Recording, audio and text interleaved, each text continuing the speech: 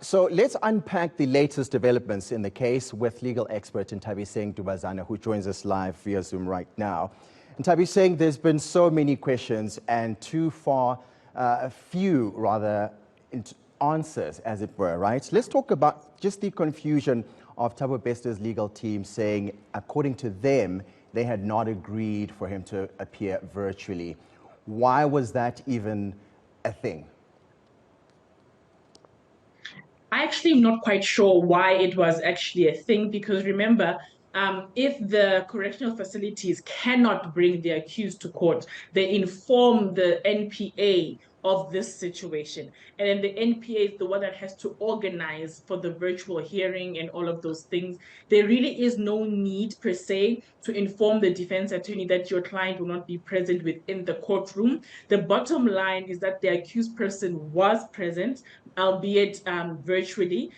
So I think if I'm not mistaken, the attorney, the advocate that is appointed for Thabo Bester, he informed the court that the main reason that they wanted their client to be present in court was so that the same issues that Nandi Pama was facing, wherein she had to remove her mask so it can be confirmed that she is the person she says she is, that was their reason for saying so. But if the court has no objection with the accused appearing virtually, there should not be a back and forth between the accused attorney and the defense and the NPA. I beg your pardon.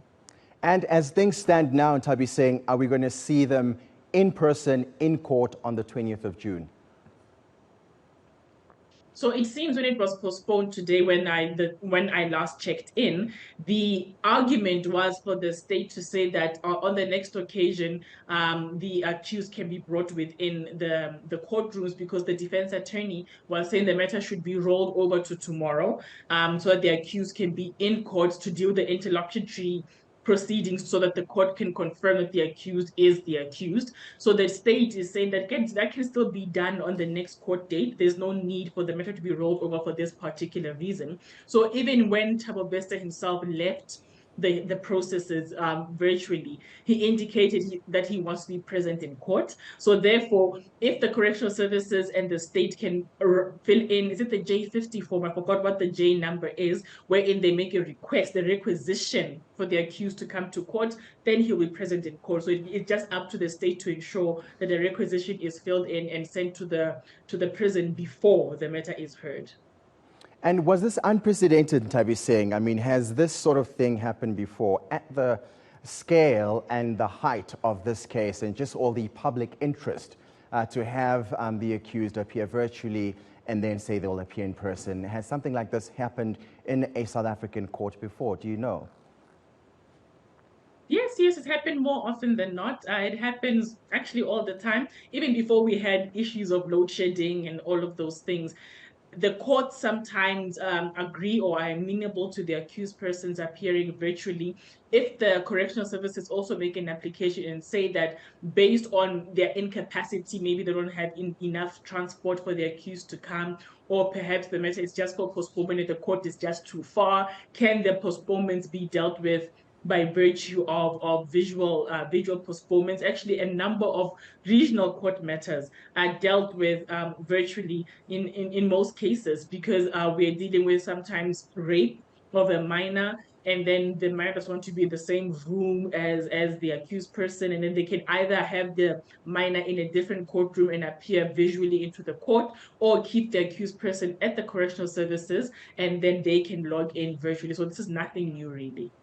And what's likely to happen when they resume on the 19th of May? So we are continuing on with bail application. They are not done.